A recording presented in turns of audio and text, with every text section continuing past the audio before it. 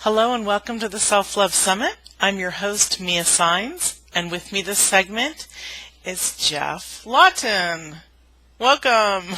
Thank you. Great to be here. Geoff has been a self-love teacher for, well, we've all been self-love teachers for a long, long time, but he's actively been one instructing people for 18 years? Perfect. I got it. I have a good memory. So I'm really excited to talk with Geoff. I've spoken with him before, and he's brilliant, and I've read things about him from other people. I think you'll really enjoy it. They're just like, wow, he's fantastic. So let's put the pressure on him and see how fantastic he is. Geoff, would you please share with us your story of how you got to where you are and the love of helping and teaching others self-love? Sure. Well, one thing I want to start with is that the main pathway that I work with for helping people is relationship, and that's relationship with a love partner, but it also always involves a relationship with self, which is what all 21 of us are here to try and beat the drum for.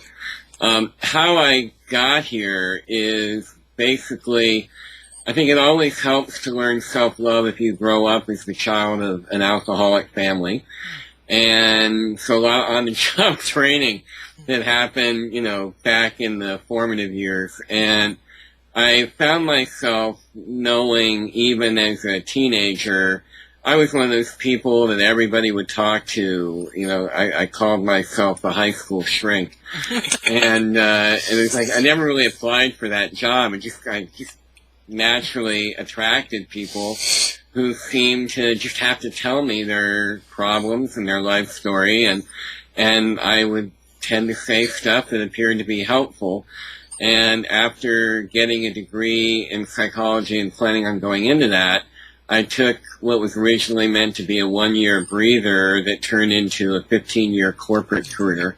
And in my early to mid-30s, when I was well ensconced in that corporate career, having climbed up the company ladder to being upper management, I started noticing that there was a problem, that I supposedly had this dream job, making good money, great family, but I was a workaholic and I weighed almost 300 pounds.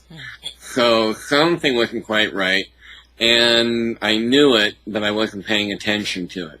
In other words, I wasn't loving myself, and my body decided to give me some very strong indications that it was about time to begin.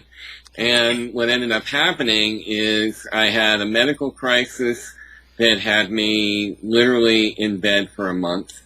And then I took out of that it was time to take care of my body, went right back into all the other habits. I took great care of my body, lost 100 pounds, and kept being a workaholic and doing what I didn't really like doing. And then I had all kinds of psychological, spiritual breakdowns that ended up happening. And they were finally that 2x4 you hear about getting if you don't hear the whisper and the other gentle nudge, then the 2x4 comes. Comes and smacks you good. Exactly. And that finally got my attention. And so in the course of doing a lot of work on myself with therapy, transformational, I just was a transformational work junkie for a long time. And in the course of just starting that, it totally reconnected me with how much I loved working with people, how much I really needed to be in conscious environments with people that were conscious, or at least really committed to getting more conscious. So then, after keeping one foot in both worlds for a couple of years, I finally developed enough care for myself, and sometimes that looks like you get fed up with how miserable you can be when you're not loving yourself, that I went full-time into coaching, and I've never looked back. That's beautiful. So will you share with us also, I'm just going to have you share away today, will you share with us also what a typical experience of, I know you work with couples, a lot of us do who are self-love people, but can you share what a typical encounter with a client who comes to you, what it looks like? I know that for me, sometimes they can't look at themselves, they hate themselves, they're angry, they're desperate, they're suicidal. I'm sure the whole thing, the gamut is for you as well. Would you share that kind, and then how, just kind of briefly, how you handle them so everybody can get an idea of self-love and also how you work with people in case they want to come to you? Great. Well, for me, the average person, if there is such a thing, the typical person who comes to me isn't usually really desperate or suicidal. They're generally people that seem pretty solid and stable at their core, which is pretty much they have to be for me to work with them. And they generally are people that are feeling either really bored with their life. They're feeling, they might have, it's not uncommon for people to kind of have a low level of anxiety. They might be having trouble sleeping. But really the main thing is they have this overwhelming feeling that they're just kind of sleepwalking through their life. And they feel numb a lot. And whether I work with an individual or a couple, one of the most common things that they're really bringing to the table is they don't feel like they're really living at their potential. And when it comes to couples, they tend to be people who are suddenly realizing one way or another, whether, I work with people where an affair has happened in the relationship, but they've come to realize that they have learned to settle for a relationship that is good, and the definition for it being good is that it doesn't suck as bad as it could. Which, we laugh because we know how beautiful it can be. Exactly. And we're not laughing at you, people. We're loving you. It's amazing what we learn and what we're even trained from childhood to settle for. Right. And so I guess I could say it another way, too, that people who come to me are tired of settling. They realize they may not know where to go, they may not know what needs to change, or sometimes a lot of people do kind of know, I'm wanting a better relationship, or I'm wanting to feel fulfilled, I want to be living my purpose, and I don't even know what my purpose is. That's another big one. And so they come wanting that outside perspective, and what I first do with everybody is, obviously I have to get to know them, but I ask them a lot of questions about what they do know, because they usually come with what they don't. So I like to start with what they do. And then we start kind of exploring where the obvious and easy passions really are in and out of relationship. And then we start looking at, well, if you really weren't holding yourself back, or if you could get the clarity, because there's a lot of confusion, if you got the clarity you're looking for, can you even begin to imagine what your life and your relationship would feel like? Because, I think a lot of people tend to focus on what you want it to look like, but I think how you feel about it tends to determine more of what it's going to look like than the other way around. So we identify what it is. I kind of make an analogy, Mia, of a house. If you look at a relationship like a house, and you know that you either need or are ready to buy a new one, or you're feeling like you like where you are, but it needs a complete renovation. So I ascertain with people first whether or not they know which of those two they want, and if they want to renovate it, then we start looking at what a new house or relationship could look like.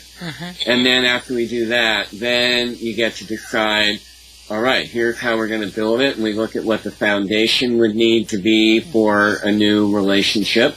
And then we're going to look at what you want to keep from the old one and what you're ready to bury with sacred honor and leave behind, and what you want to bring forward. And then I work with them to help them sort out how to actually build that, and to also get rid of all the baggage that got them into this place in the first place. And baggage is let's talk about that a little bit, because it looks different for everybody, but there's a lot of people watching the summit, at every level. Highly advanced in self-love, just starting it, just putting their toe in the teeny bit of the pool, going, I'm going to just see what this is like. Let's talk about baggage, because everybody has baggage, whether they realize it or not. Yep, all got children got baggage. It's all from our paradigm of how we grew up and what our families were like, our society that we grew up in, our environment. So let's talk about how to step outside of these false beliefs. Well, one of the things that I learned a long time ago is if you want to transform anything, there's 4 key critical steps to transformation. The first one is always awareness. So my experience, because I know part of the theme of this summit, you talk about inner child, and I've done inner child work with people for 20 years as well. And 9 out of 10 people have no idea how much their childhood is still running their life. Right. And there's the 2 biggest places that's going to show up is in a relationship, or if you have your own children. Right. You're a parent, forget about it. It's all the stuff you've never dealt with is going to come up through your kids. Yes. So you have to be aware. So that's identifying what the baggage may be, the false beliefs, the unconscious thought and energy patterns that really guide, in particular, our reactivity. And then the next step is to feel what it is you're getting aware of. So as we talk about baggage, all the baggage that each of us are carrying around, it has a weight to it. It tends to, be a downer. It's constrictive. For some people, it's suffocating. And most of us don't wake up every day going, today's the day I really hope I get to feel all my baggage. Right. So if they're brave enough to be willing to reopen themselves into their brilliance, you've got to be willing to feel whatever that baggage is. And then step 3 ends up being, as you're feeling the stuff you're getting aware of that's been buried in there, then what ends up happening is, and I want to emphasize, by the way, I want everybody to remember, I said feel, not think it. Right. Feel it. And then what happens is you're feeling it, usually kind of near the end, if you imagine the feeling being like a wave of the ocean that you're surfing. As the wave breaks and is subsiding, then you'll usually get ahas or epiphanies that show up. And they'll be, in my experience, having had many opportunities to practice, they generally are very surprising, and they're generally the kind of thing that feel like yet a whole nother 2x4, but an empowering one, a freeing and liberating one. So then, when you get the aha, step 4 ends up being integrating the aha, or the epiphany, integrating it into your life. So if you, for example, I'll use a story from my own marriage. When my wife and I, who I've been with for 31 years, when we realized that we had both of our parents in bed with us every night, which was getting a little crowded for a queen-size bed, we started looking at what this baggage was, the baggage that we were each carrying.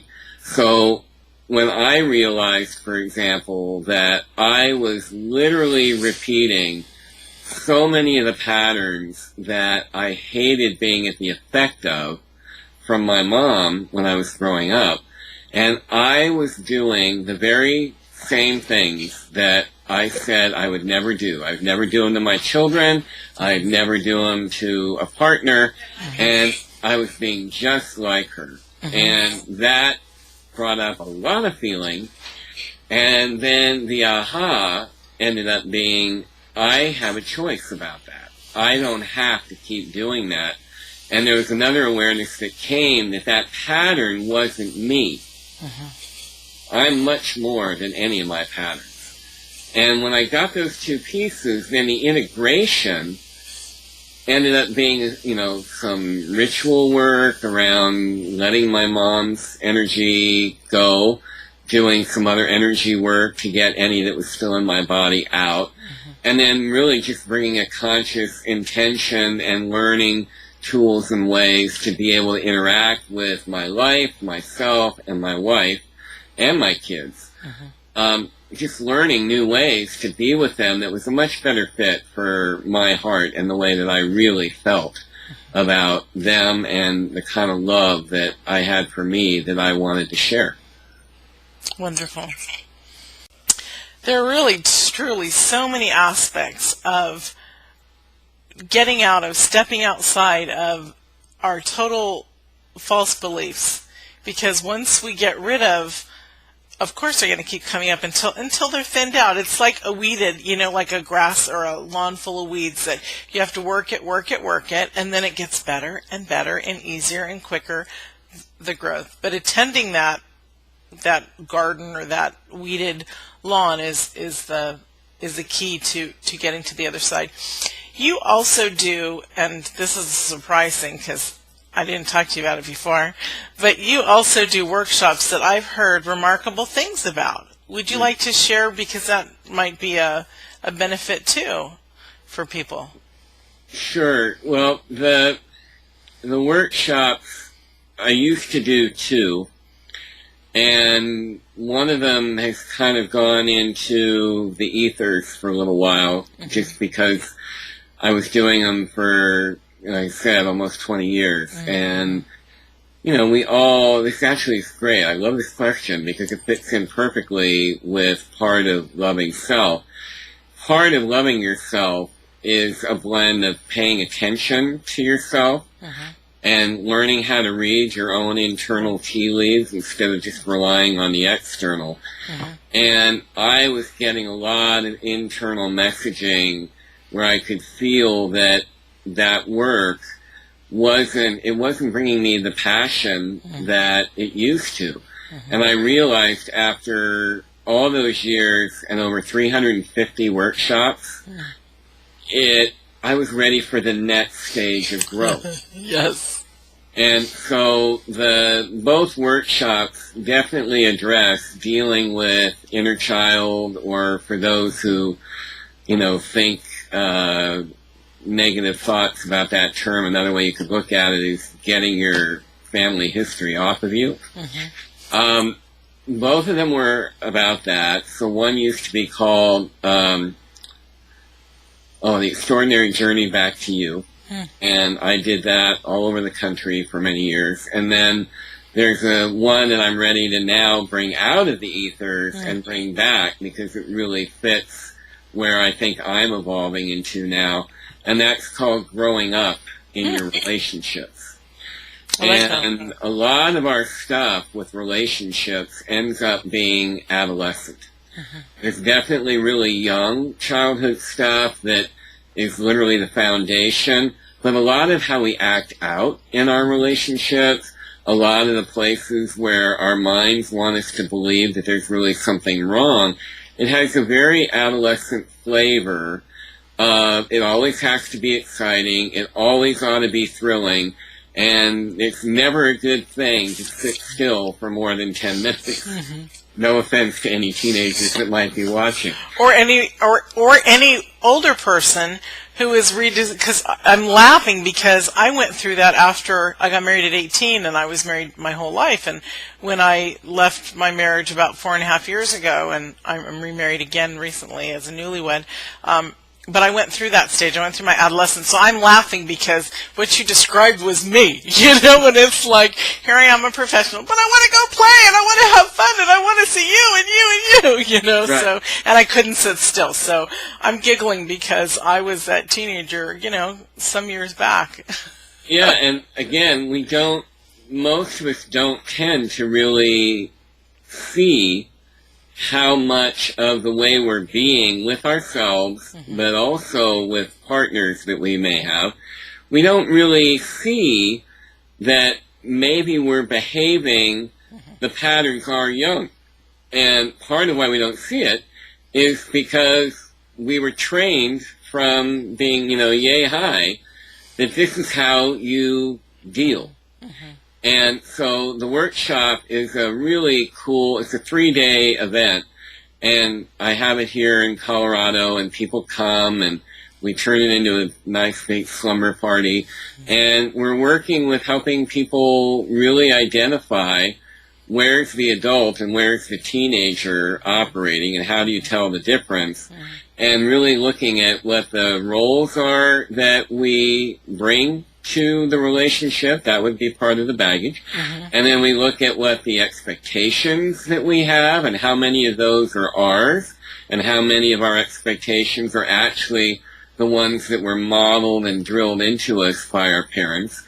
And then we also look at how you want your relationship to really be, not just how you want it to look, but how do you want to feel in it more often than not, and then how do you get there.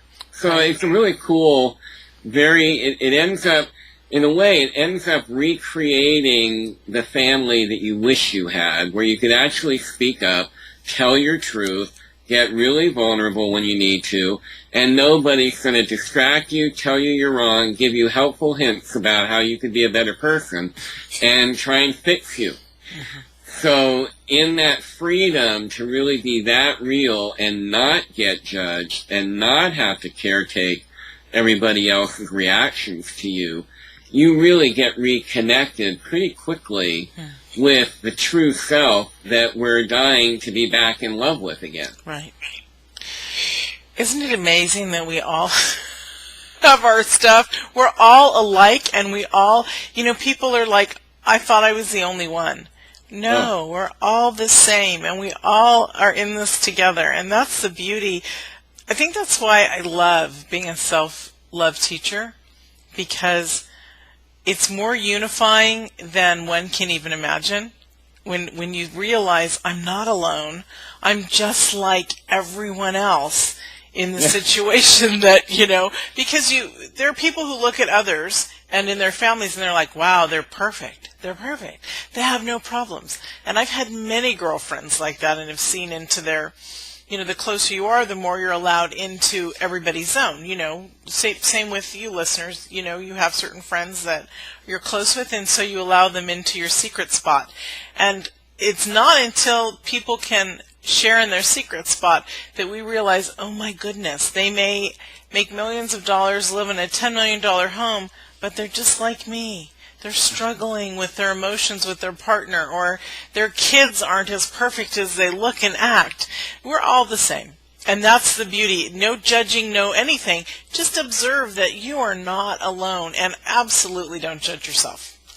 Well, and that made me think about the fact that given that we're all here looking at self-love, before you can really love yourself, you have to recover. That's my word. That's really what ends up happening with all my clients. It's really about recovering your literal true self. That from childhood, early in childhood, you stop to think about it, we're taught so early that who we are, quote unquote, is usually what's going to keep people from being upset, including our parents. And it's what might fly among your peers when you're in school or middle school or high school. There's so many messages about, we want you to be you, just make sure it looks this way. That, I was 35 and realizing I have no idea who the hell I really am. Because I really got awake to the fact that I had spent most of my adult life up to that point being a masterful chameleon. So to love yourself, you got to find where it is and get reconnected to it. Right. And this other baggage that we're talking about, you get that off and you start being able to kind of see the diamond that's just been sitting there all along radiating. It's just been covered up by all that goop. Yeah, that's beautiful. Let's get rid of the goop. Would you like to share with us, because the time is speeding along, would you like to share with us your free gift? Sure. So one of the things, everybody, that I find is really a common pitfall, for lack of a better word, in relationship, loving your partner, bringing enough of your own self-love into it, is you, like most other people, have grown up in a culture where Hollywood, I use that, as an archetype, really, Hollywood has told us, as has literature for, 100 or 2 years, has told us about this happily ever after thing. And my experience is the key to really bathing in loving yourself and being able to give and receive that from a partner is a willingness to see life and be with it as it is. And so the gift that I'm really more than thrilled to offer everybody is I did a talk, it's about an hour long, and it's called Moving from Happily Ever After to True Bliss in Your Relationships. So for those of you who know where to go, and I know Mia will tell you, that's a gift from me to you. It's a downloadable audio, so you can listen to it anywhere that's convenient for you, and it gives you the places, how to really recognize that maybe you're caught in that happily ever after myth, and then it gives you a few tips on how you can begin moving more in what I would call a more authentic relationship. Wonderful. Let's talk a little bit, because now I'm intrigued. Let's talk about a little bit about that happily ever after, because there might be some listeners saying, I want to listen to this, and I want to listen to it too, because they might feel that they're in that happily ever after zone. So let's talk a little bit about that. Well, the first thing I want to say, I want to make sure that people don't think that I'm a complete Scrooge. I'm not. I love being happy. But you love being more blissful than happy, right? Yeah. Actually, forget about it. There's no point. It isn't about not being happy in your relationships, but happily ever after, I'm really talking about this notion that you see in so many films, like romantic comedy, right? Romantic comedies, it's so formulaic. Boy meets girl, or boy meets boy and girl meets girl, depending on your preference. Yeah. So the couple meet, sparks fly, hormones are rampantly raging. You would think that nobody ever has to do anything but have sex 10 times a day. And then you're going into this, you complete me thing. The Jerry Maguire. I finally have found who completes me. Right. And literally, how many fairy tales did we grow up with, at least in our generation, that said, and they lived happily ever after. Right. Well, I really believe, and have found with a lot of couples, that they really think that happily ever after means that they go from that initial infatuation, lust, getting to really be over the moon, right to, and that's just going to kind of carry us into old age, and it's just going to be happy. And it's astonishing, and I in no way mean this to be derogatory to anybody, but it's really amazing how shocked people are. People in their 30s, people like me in their 50s, that are surprised that it doesn't feel like it did in the beginning. I'm not happy enough. And the expectation is that it's supposed to be happy most of the time. And it doesn't work that way. Now, what you can learn is how to bring a happy state even into a really trying circumstance. And that requires self-love, of course. Right. But it's really about getting rid of that myth version, that fairy tale version, so that you realize that truly happy ever after is a commitment to continually growing, to refuse for even allowing yourself to consider that the ideal relationship is one where you'll be with somebody for 40 years and you'll never change. Ain't happening. Right. And how to embrace, instead of fear, that natural evolution and actually promote it in each other and have that all be on a foundation of a commitment to being fully yourselves and loving yourself and bringing that with your partner and seeing what cool, juicy stuff comes out of that as a third, really almost a third energy in the relationship. And that's where it really gets fun, and it gets very difficult sometimes. I think it's living in the now. Well, totally, yeah. Yeah, it really is. It's amazing. It's funny because I remember when Jerry Maguire came out, and that statement "you complete me" was like, oh, so cool, And now we're a lot. And now we're a lot more savvy, and we're like, okay, so it's deeper than "you don't complete me" because I have to be complete myself. Yeah. Yep. I love it. That's very cool. And life happens. Things happen that really challenge the best of love. Right. And that's, I think, where if self-love were to include your top priority, if not one of the top priorities, staying in integrity and alignment with who you are, who you really, really are, then the other stuff can get worked out. Yeah.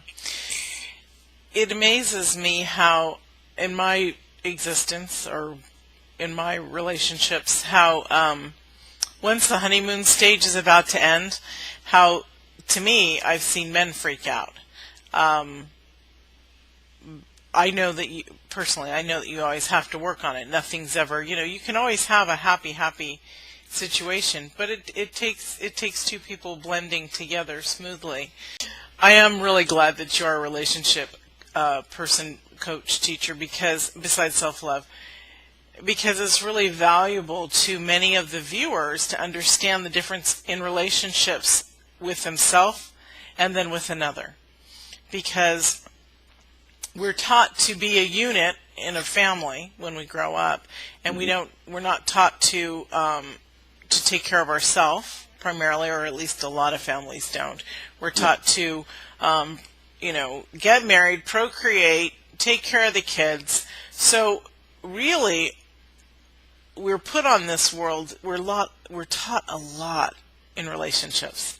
I mean, that's where we do our most growing, is to be in relationships. I have a lot of friends who have taken time off in between relationships. Me, I don't take off that much time. I mean, I have taken off, a year here or there. But I find that I grow more in a relationship. So let's talk about maybe mirroring, how people mirror. Well, pretty basic concept that I find is one of the hardest for people to really get, or they'll get it intellectually, but man, it's a bear to really embrace it and use it.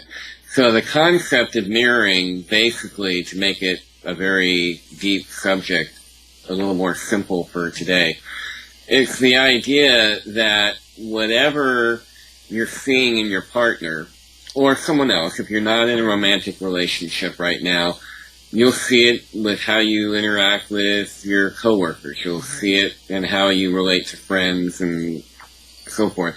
And if you have children, you're going to see it all over your relationship with your kids. So the way I would put it is, anytime someone's driving you crazy and you're absolutely righteously convinced that they're driving you crazy because they're crazy or they're wrong or they just don't get it, or one of the most famous lines, if only he or she would Okay? So whenever that's coming up, 9, if not 9.8 times out of 10, what you're responding to is all about you that you don't want to see, that you don't want to own it, you don't want to see it, and you sure as hell don't want to work with it. And so it gets much easier when somebody does something that hurts you or that makes you mad or just annoys you.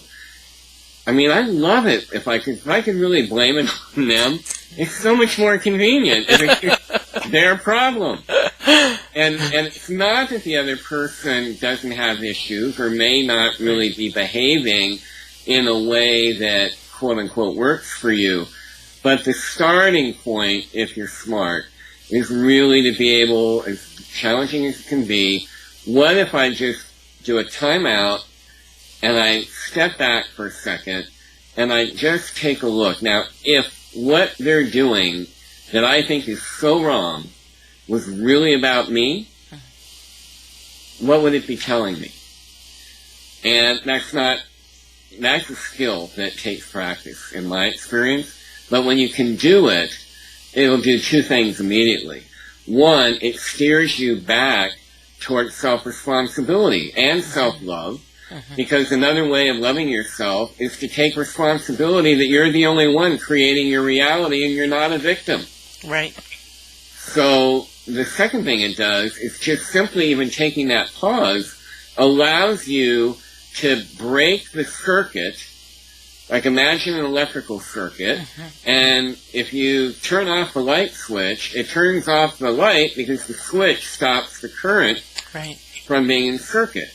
And if you were my partner and you said something that really ticked me off, and I'm in full uproar, and I'm projecting all over you, and I'm telling you, you know, what kind of a better human you need to be for me to be able to be happy, then if I stop and do that look in the mirror thing, it's the equivalent of breaking that circuit for a moment, because when I am in that projection mode, I'm in my inner kid more likely than not.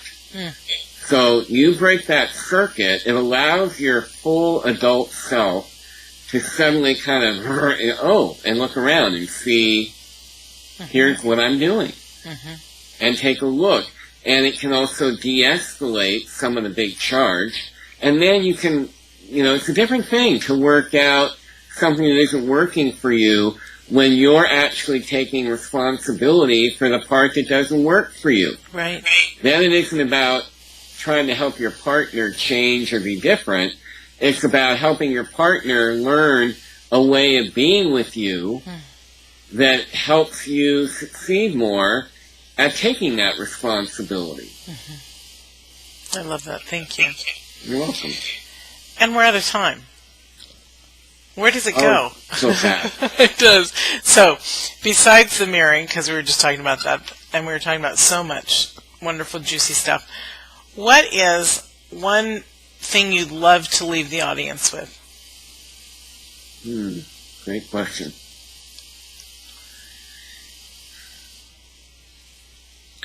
I think the thing I'd like to leave everybody with, all of you want to know that there's nothing more important, no matter how much your mind is going to try to convince you to the contrary, there's nothing more important than love, loving yourself.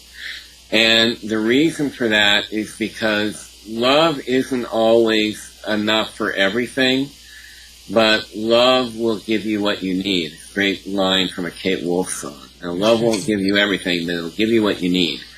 And in love and in compassion for yourself first, which we're usually not taught how to do, in there you can create a level of relating in which you can work anything out.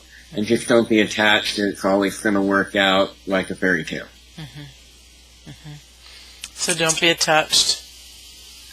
Just surrender. Yeah. As you grow with yourself, it's that leap of faith that people talk about. It's so grand that when you can begin to trust yourself, the leap of faith is so much easier. It's just a surrender. I know it will be because I've experienced it a million times, and it already is perfect. That in love and relationship, everything that you think you're controlling and can control, get over it. You can't. Mm-hmm. And true love is about being willing to surrender any illusion that you can control anything and just be present with what is. Mm-hmm. Thank you. Thank you so much, Geoff, for spending your hour with me. Well, 40 minutes. Thank you. I really appreciate it, and so do the viewers. It's my pleasure. My pleasure being here. Thank you for inviting me to be a part of such a great group of people. It was a pleasure having you. And we'll see you all in the next segment. Bye.